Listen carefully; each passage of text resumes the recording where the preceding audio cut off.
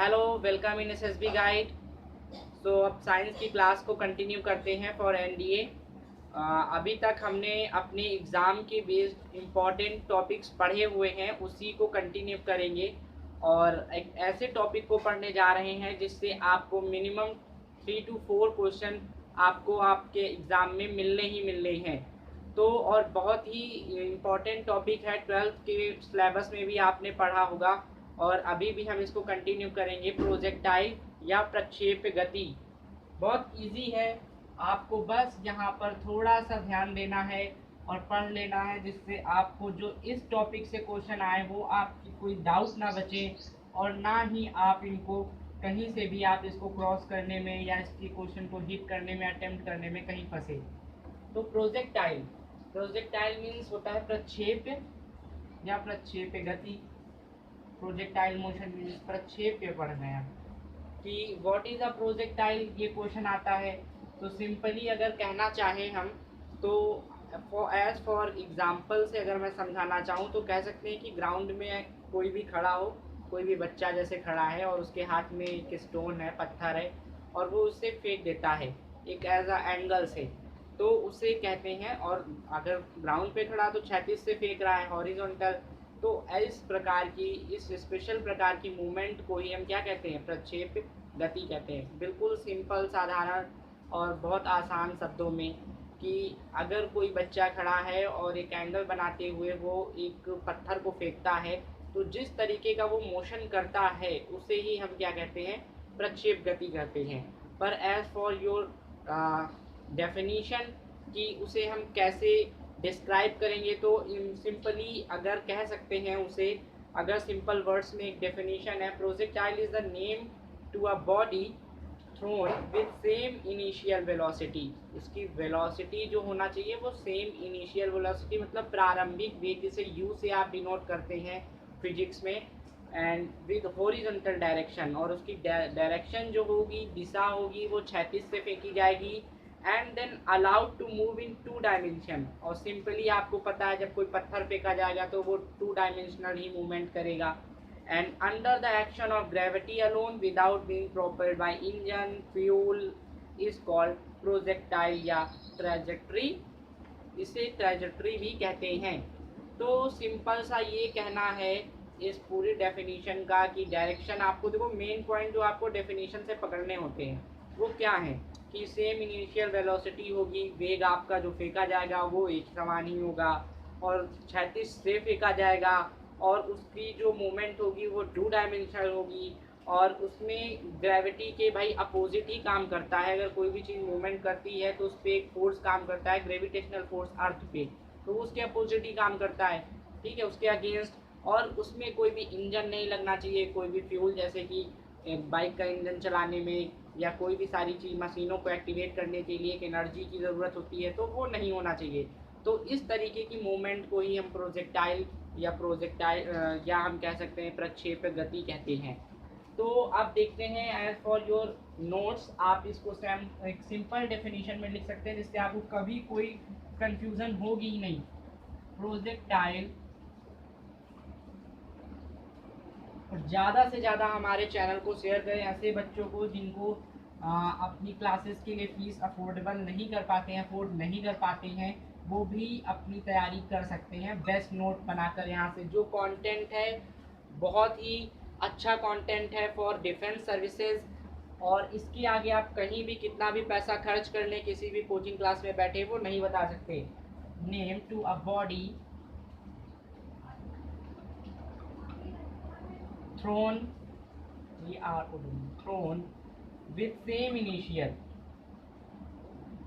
और यहाँ पर मैं आपको ये भी बताता हूँ कि आपको कोई भी डेफिनेशन कैसे पढ़नी है, कैसे तैयार करनी है, तो बिल्कुल आपको उसकी भी टेंशन नहीं कि इसको कैसे तैयार किया जाए, क्योंकि ये बहुत बड़ी प्रॉब्लम हो जाती है कि चीज़ आपके सामने है पर उसको तैयार कैसे किया जाए।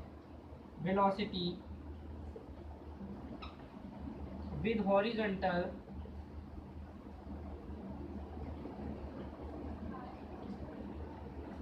एंड हॉरिजॉन्टल डायरेक्शन, क्योंकि डायरेक्शन कैसी होनी चाहिए, वो क्षैतिज से ही फेंका जाना चाहिए। And then allow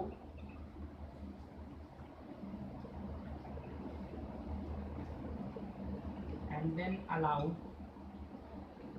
to move in two dimension in two dimensions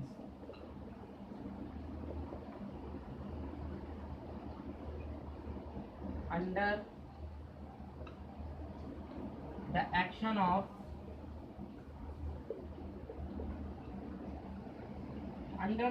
of gravity alone without being propelled। और यहाँ पर साइंस इंग्लिश में मैं इस वजह से करता हूँ जिससे कि ऐसे स्टूडेंट जो हिंदी और इंग्लिश दोनों मीडियम से हैं उनको प्रॉब्लम ना हो। और प्लस अगर आप अपने इंटरव्यू एसएसबी में जाते हैं तो कुछ क्वेश्चन आपके साइंस के में भी वो पूछ लेते हैं, देन वो इंग्लिश में ही पूछते हैं। इस वजह से आपको साइंस कम से कम आपको इंग्लिश में ही प्रिपेयर करनी चाहिए for English medium student and Hindi medium student for both, दोनों के लिए। क्योंकि अगर आप आर्म फोर्सेस ज्वाइन करना चाहते हैं तो आपको इंग्लिश लैंग्वेज को अंडरस्टैंड कर सके, क्योंकि आर्मी हो, एयरफोर्स हो या नेवी हो, तीनों को एज मतलब कि फॉरेन कंट्रीज़ में भी काम करना पड़ता है, तो ऑफिशियल लैंग्वेज भी उनकी जो है एज इंग्लिश ही यूज़ करते हैं। हिंदी भी यूज़ होती है, ऐसा नहीं है कि अगर हिंदी आती है तो आपका सिलेक्शन नहीं होगा, पर आपको कुछ ऐसे वर्ड हैं जो पता होने चाहिए इंग्लिश में भी। आप ऑफिसर्स रैंक के लिए जा रहे हैं, इस वजह से आपको ये चीज़ें पता होनी चाहिए। तभी मैं ऐसे वर्ड का यूज़ करता हूँ जो बिल्कुल सिंपल होते हैं। आप अगर इस पूरी डेफिनेशन को देखें तो बहुत ही सिंपल लैंग्वेज में मैंने लिख रखा है, projectile is the name to a body thrown. उसे कहते हैं प्रोजेक्टाइल या प्रक्षेप गति। इस तरीके की गति होती है अगर किसी वस्तु को फेंका जाए विद सेम इनिशियल वेलोसिटी। अब जो इम्पोर्टेंट चीज़ है उसे क्या है, सेम इनिशियल वेलोसिटी, ये इम्पोर्टेंट है अपनी डेफिनेशन में। विद हॉरिजॉन्टल डायरेक्शन, एक ये इम्पोर्टेंट है जिससे आपको तैयार करना है, भूलना नहीं है। And then allowed to move in two dimension, ये चीज़ इम्पोर्टेंट हो गई। Under the action of gravity alone, ये तो पता ही है, लेकिन फिर भी ये अंडरलाइन करने के लिए है इस डेफिनेशन में जो आपको मेन पॉइंट तैयार करने हैं। Without being propelled by engine, fuel and this called trajectory. ये है, बस इतनी चीज़ें आपको पूरी डेफिनेशन में आपको ध्यान रखना है कि इन सारी चीज़ों अगर क्वेश्चन पूछेंगी भी तोड़कर तो पूछ लेते हैं इनिशियल वेलोसिटी कैसी होती है और फिर किस डायरेक्शन में फेंका जाता है कि और कितने डायमेंशंस में वो मूव करता है, ग्रेविटी होती है या नहीं होती है, अब क्या वो इंजन या फ्यूल से प्रोपेल्ड होते हैं, उससे चालू होते हैं या नहीं होते हैं। तो ये आपकी बिल्कुल सिंपल वर्ड्स में और विद नाइस एक्सप्लेनेशन आपको मैंने बता दिया कि व्हाट इज़ अ प्रोजेक्टाइल, कि आखिर प्रक्षेप गति क्या होती है। अगर आप किसी भी चीज़ को, किसी भी वस्तु को किसी क्षैतिज से एक कोण बनाते हुए फेंके इस तरीके से कि वो दो विमीय गति करे, मतलब कि परवलयाकार गति करे, तो उस तरीके की गति को हम कहते हैं प्रक्षेप गति। ठीक है, अब आगे कंटिन्यू करते हैं कि कुछ एग्जाम्पल, जैसे कि ट्रेन की खिड़की है और खिड़की से किसी चीज़ को फेंकना, आपका वो एक एग्जाम्पल है जो प्रोजेक्टाइल का है, उस तरीके की गति प्रक्षेप गति होती है। बंदूक से गोली निकलना, ये आपका एग्जाम्पल है, क्योंकि एग्जाम्पल आपके पूछे जाने वाले ये सारी चीज़ें जो मैं आपको पढ़ा रहा हूँ वो सारा इम्पोर्टेंट है जो एग्ज़ाम में पूछा जाता है। तो अब देखते हैं आगे एग्जाम्पल ऑफ प्रोजेक्टाइल कि इसके एग्जाम्पल्स क्या होते हैं, और फिर अभी मैं इसका फिगर भी आपको बता दूंगा, तो आपको सारी चीज़ें क्लियर, जो डाउट्स हैं इस टॉपिक से रिलेटेड वो आपके क्लियर हो जाने हैं। तो कुछ इम्पॉर्टेंट एग्जाम्पल जो आपके एग्ज़ाम में पूछे जाते हैं वही सारे एग्जाम्पल जो है मैं यहाँ पे करवा रहा हूँ, जिससे आपको कोई प्रॉब्लम न हो आपके यूपीएससी, आपके एनडीए एग्जामिनेशन के लिए। तो क्या एग्जाम्पल आपका पहला हुआ, देखते हैं। एग्जाम्पल ऑफ प्रोजेक्टाइल ये इम्पोर्टेंट हैं आपके हर एग्जाम में, एयरफोर्स हो, नेवी हो, आर्मी हो, किसी भी पेपर में एग्जाम्पल्स पूछ सकता है। और डेफिनेशन और उससे रिलेटेड क्वेश्चंस आपके एनडीए के एग्जामिनेशन में पूछे जाएंगे। तो a body drop from the window of train, moving train, मैंने आपको बताया कोई भी वस्तु अगर ट्रेन की खिड़की से फेंकी जाए तो वो आपकी प्रक्षेप गति से होती है। तो आप इसको अपने नोट्स में बना सकते हैं। A body dropped from the window of moving train. Moving जरूर है, मूविंग का मतलब चलती हुई ट्रेन से, रुकी हुई ट्रेन से नहीं, ऑफ मूविंग ट्रेन। ये आपका एग्जाम्पल प्रोजेक्टाइल का होता है, मतलब प्रक्षेप गति का होता है। हिंदी मीडियम वालों आप बिल्कुल भी टेंशन मत लो, मैं आपको सारे टफ वर्ड हिंदी में एक्सप्लेन कर दूंगा। A bomb released, a bomb release from an aeroplane in flight. अगर कोई बॉम्ब रिलीज कर दिया जाता है एरोप्लेन में, ठीक है, a bomb release from an aeroplane. ये सारे आपके पूछे गए हैं, एरोप्लेन इन फ्लाइट। नेक्स्ट आपका एग्जांपल जो important, a bullet fire from rifle. ये आपका बहुत पूछा जाने वाला है, ये तो हर एसएससी के एग्जाम में भी पूछा जाता है, बंदूक से निकली गोली में किस तरीके की गति होती है। ठीक है, तो सिंपली आपकी प्रक्षेप गति होती है, fired from a rifle, from a rifle. ये आपके बहुत इंपॉर्टेंट एग्जांपल हो गए। और फोर्थ नंबर आपका जो इम्पोर्टेंट है, कहते हैं आप piece of stone thrown in any direction, जो मैंने आपको पहले ही एक्सप्लेन कर दिया। आप अपने नोट्स में इसको लिख सकते हैं, a piece of stone thrown in any direction, direction कोई भी हो, एनी डायरेक्शन। देखो क्या होता है, एनडीए की एग्जामिनेशन में चीजें सीधे सीधे नहीं पूछी जाती, तो आप एक्सप्लेनेशन पे जरूर ध्यान दीजिएगा। वो क्वेश्चन को टर्न करते हैं जिससे कि आप कंफ्यूज हो और गलत कर दे, तो ये सारी चीजें आपको ध्यान देनी है पॉइंट टू पॉइंट। तो अब a body drop from the window of moving train, एक चलती ट्रेन से कोई भी वस्तु फेंकना। A bomb release from an aeroplane in flight, आप किसी भी फ्लाइट में है, किसी भी चीज़ में, एरोप्लेन में, और कोई बॉम्ब निकल आता है, वो एक प्रोजेक्टाइल मोशन हो गया, ये इंपॉर्टेंट है आपका। अब bullet fire from a rifle पूछा जाता है, अब piece of stone thrown in any direction, ये तो आपका सिंपल है, पर पूछ लिया जाता है कभी कभी एग्जामिनेशन में। सरल और आसान चीज़ें भी आ जाती हैं, इसको रफ करके और हमारे एग्जाम्पल्स जो इम्पोर्टेंट हैं देख लेते हैं, जो पूछे गए हुए हैं आपके पेपर में, क्वेश्चन पेपर में। Javelin or hammer thrown in any direction, देखा नहीं है आपको भाला फेंकते हुए, तो वो आपका भी इसी प्रक्षेप गति में ही आ जाता है। तो 5 नंबर है, आप इसको लिख सकते हैं। ये पूछा जा सकता है, स्पोर्ट्स से रिलेटेड है, करंट से रिलेटेड है, तो इसको भी तैयार रखिए। Javelin or hammer thrown in any direction, thrown in any direction.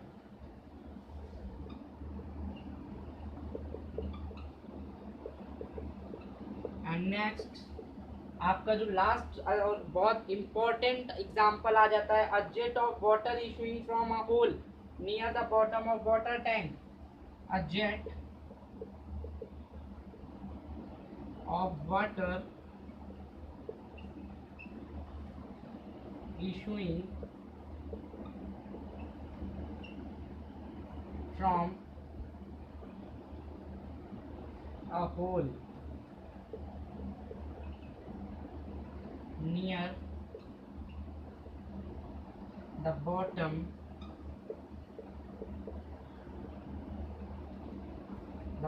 of water tank। ये कुछ इम्पोर्टेंट आपके एग्जाम्पल हैं जो एज अ प्रोजेक्टाइल मोशन करते हैं और मैक्सिमम आपके पूछे जाते हैं। कोई अ jet of water issuing from a hole near the bottom of the water tank, अगर मान लो आपके वाटर टैंक से पानी गिर रहा हो, वो भी प्रोजेक्टाइल मोशन ही करता है। Jet of water issuing from a hole near the bottom of the tank, तो वो भी आपका क्या करता है, वो भी आपका प्रोजेक्टाइल मोशन में ही होता है। नेक्स्ट कंटिन्यू अब करते हैं कुछ ऐसी चीज़ें जो साइंटिफिक चीज़ें हैं, जो हमें अपने न्यूमेरिकल्स में और कभी कभी इंटरव्यू में भी पूछ ली जाती हैं, इंटरव्यू में ऐसे क्वेश्चन होते हैं, तो वो इंपॉर्टेंट चीज़ें देखेंगे। और फिर हम इसका फिगर भी देखेंगे कि प्रोजेक्टाइल मोशन की का फिगर क्या है, जिससे आपके अभी भी कुछ जो डाउट्स होंगे वो बिल्कुल क्लियर हो जाने हैं। तो पहले आपका फिगर ही देख लेते हैं। जिससे आपको पता चल जाए। तो एक आप कहते हैं प्लेन होना चाहिए जिसे हॉरिजेंटल हो, ठीक है। और उसके बाद एक्सिस आपके आ जाते हैं, 2 डायमेंशनल होता है, तो ये आपका वाई एक्स एक्सिस हो गया और ये आपका वाई एक्सिस हो गया। अब यहाँ से कोई थीटा एंगल बनाते हुए और फेंक दिया गया और वो यहाँ पे आके गिर जाता है, तो ये एंगल आपका जो बन रहा है ये आपका थीटा एंगल बन रहा है। और यहाँ से जो इनिशियल इसका आप देख रहे हैं, आपका ये इनिशियल वेलोसिटी है वो u है। अब यहाँ पे अगर आप देखें तो ये इसका हाईएस्ट पॉइंट हो जाता है, ठीक है। और ये इधर इसका यहाँ पे निकलता है, तो इसको ये आपका कॉस थीटा हो जाएगा इनिशियल इसका जो वेलोसिटी है u कॉस थीटा, और ये आपका हो जाता है u साइन थीटा। वर्टिकली आपका जो मोशन होता है वो साइन थीटा और ये u कॉस थीटा हो जाता है। तो आपका ये जो इस तरीके से कोई भी चीज़ गति करती है, मान लीजिए एक लड़का यहाँ पे खड़ा है और वो पत्थर फेंकता है एंगल बना के थीटा, तो वो जाता है, जाने के बाद अपनी मैक्सिमम एक अपनी पॉइंट पे होगा, ठीक है, और वहाँ से फिर नीचे गिर जाता है। तो इस तरीके की जो गति होती है उसे ही हम कहते हैं प्रक्षेप्य गति। अब आपके सारे डाउट क्लियर हो गए होंगे, आपका कोई डाउट नहीं बचा होगा। तो अब कुछ ऐसी चीज़ें हैं जो जानना बहुत ज़रूरी है। The velocity of horizontal direction is constant. तो जो वेलोसिटी होती है, जो वेग होता है, वो क्या होता है, कांस्टेंट होता है। तो पहला पॉइंट लिख लीजिए, जो आपके एनडीए एग्जाम में ऐसे क्वेश्चन किए जाते हैं, द वेलोसिटी, क्योंकि आपके एक्सेलरेशन और रीजन या पॉइंट बनाकर ही इसमें आपको 4 पॉइंट देकर और फिर उनको 1 2 3 4 से सेटअप करना होता है। इस वजह से ये चीज़ें बहुत इंपॉर्टेंट है जो एनडीए एग्जाम के लिए होती हैं। वेलोसिटी ऑफ हॉरिजॉन्टल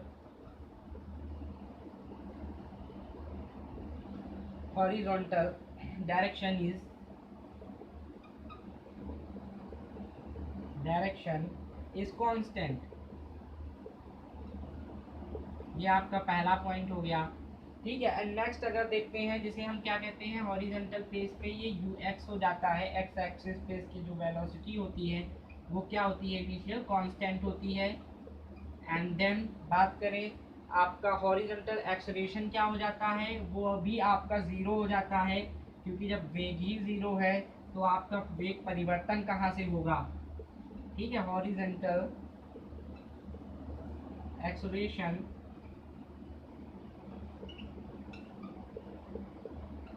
एक्सेलरेशन जिसे ax कह देते हैं, वो आपका ज़ीरो हो जाता है। अब यहाँ पे जो फोर्स काम करता है जिसे fx कहते हैं, वो भी क्या हो जाता है, ज़ीरो हो जाता है। और मोमेंटम इसका क्या हो जाता है, वो भी कांस्टेंट हो जाता है। ये सारी चीज़ें आपकी पूछी जाने वाली हैं, ये बहुत इंपॉर्टेंट है इस टॉपिक की, तो आपको इसके नोट्स ज़रूर बना लेने हैं। मोमेंटम जो होगा इसका, जिसे संवेग कहते हैं, वो कांस्टेंट होता है। एंड देन अगर कंटिन्यू करते हैं कि इसका वर्टिकली अगर इनिशियल अगर वेलोसिटी देखते हैं तो वो does not equal to constant होती है,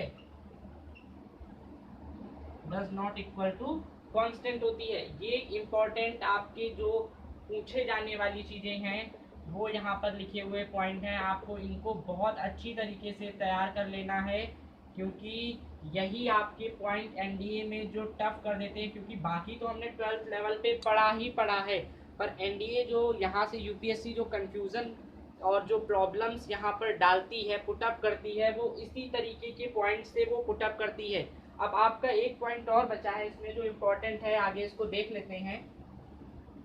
लास्ट पॉइंट आपका जिससे क्वेश्चन पूछे गए हैं और अभी हम प्रैक्टिस सेट सॉल्व करेंगे तो आपको पता चलेगा। तो कहते हैं velocity of vertical direction, velocity वही जो मैंने बताया, velocity of vertical direction is not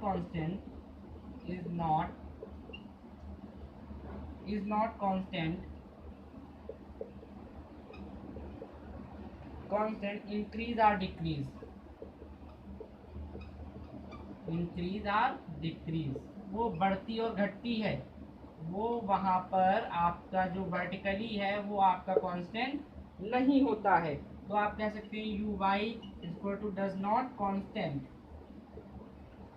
ये इम्पोर्टेंट कुछ आपका डाटा था रिलेटेड टू प्रोजेक्टाइल जो मैंने आपको दिया, और बहुत ही important regarding for NDA examination and for Air Force X group.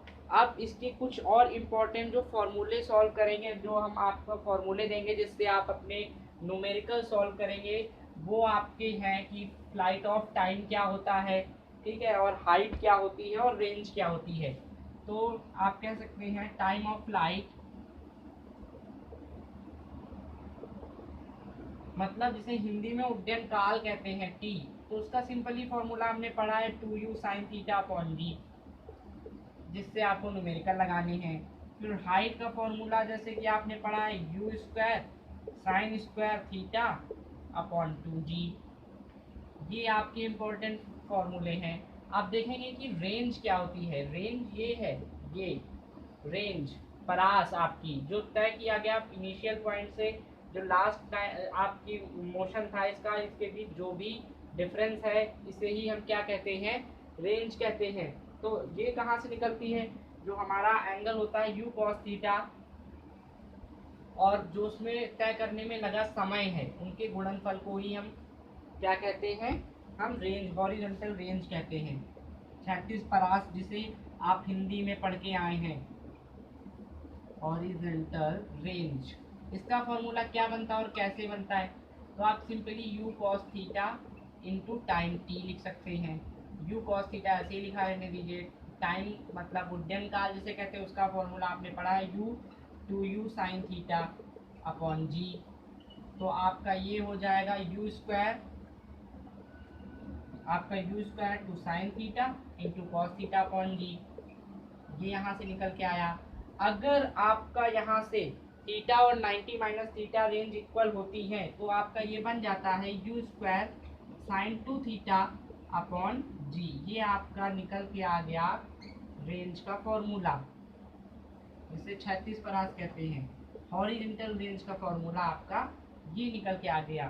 तो यहाँ पे लिख लेते हैं if theta and 90 minus theta, angle जो है वो चेंज होता है ना, angle 90 minus theta range are equal, उनकी रेंज हमेशा क्या होती है, इक्वल होती है, रेंज आर इक्वल। तो हमें यहाँ से मिल गया ये फॉर्मूला आपका। अब हम इन्हीं का यूज़ करेंगे और यूज़ करके हम अपने न्यूमेरिकल सॉल्व कर लेंगे। अब इसमें एक चीज़ और आपने पढ़ा होगा अपने 12th में कि अगर मैक्सिमम आपको रेंज चाहिए तो हम 45 डिग्री के एंगल पे क्या करें, फेंके, तभी हमको मिलेगा। तो वही एक मेन पॉइंट है, hence to achieve maximum horizontal range, अगर आपको अधिकतम 36 परास तय करनी है तो आपको 45 डिग्री के एंगल पे अपने जो है अपने जो स्टोन है, बॉडी है, ऑब्जेक्ट है, उसे आपको फेंकना पड़ेगा, तभी ये सबसे ज़्यादा 45 डिग्री कोण पर ही सबसे ज़्यादा 36 परास कवर करती है। तो ये लोग एग्जाम्पल मैं आपको बताता हूँ, जैसे कि कहते हैं कि एथलीट लॉन्ग जंप करता है तो वो 45 डिग्री पे कूदने का प्रयास करता है। एक जवेलियन थ्रोवन जो थ्रो करता है, भाला फेंकने वाला, वो भी एथलीट जो होता है 45 डिग्री पे फेंकता है। और एक क्रिकेट बॉल भी अगर आपको फेंकी जानी है तो वो 45 डिग्री पर ही फेंकी जाती है, जिससे वो मैक्सिमम 36 परास या पिच को कवर कर सके। तो ये कुछ एग्जाम्पल ऐसे हैं जो आपके एनडीए एग्जाम में पूछे जाते हैं और इसी तरीके से क्वेश्चन आस्क करे जाते हैं। सिंपली वो क्वेश्चन एनडीए यूपीएससी नहीं पूछता, वो लैंग्वेज चेंज करता है, थोड़ा टफनेस डालता है, वो चेक करता है आपकी मेंटल एबिलिटी को कि you are able to find the difficulty level of examination or not and able to solve this problem or not. तो ये आपका एक इंटेलिजेंसी भी हो जाती है कि आप कैसे पिकअप करते हैं चीज़ों को। तो मैं अपने एक्सप्लेन में इन सारी चीज़ों को तभी ऐड कर लेता हूँ जिससे कि आप अगर एग्जामिनेशन में बैठते हैं तो ये सारी चीज़ें आपको परेशान ना कर सकें। तो आप इस चीज़ को इस तरीके से भी याद रखना, क्योंकि याद रखेंगे तो आप अपने एग्ज़ाम में बिल्कुल सिंपली करके आ जाएंगे। तो मैं एक सिर्फ पॉइंट से लिख देता हूँ, अगर मैक्सिमम रेंज चाहिए आपको, और मैंने एक्सप्लेन तो कर ही दिया है, हॉरिजॉन्टल रेंज चाहिए तो यहाँ पर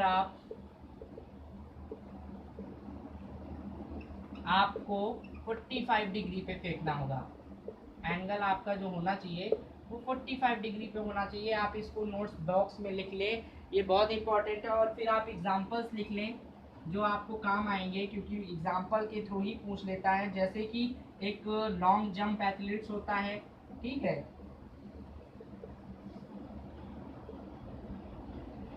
long jump athletes and athletes in long jump. And next अगर बात करें एग्जाम्पल की तो javelin throw. एंड नेक्स्ट अगर एग्जाम्पल की बात करें तो क्रिकेट बॉल थ्रो. एकदम सिंपल वर्ड में, ऐसा नहीं कि हिंदी मीडियम बच्चे भी इसको समझ ना सके, और मेरा एक्सप्लेनेशन तो आपको हिंदी में मिल ही रहा है. और फॉर इंग्लिश मीडियम स्टूडेंट मैं आपको इंग्लिश में सारा कंटेंट अवेलेबल करा रहा हूँ.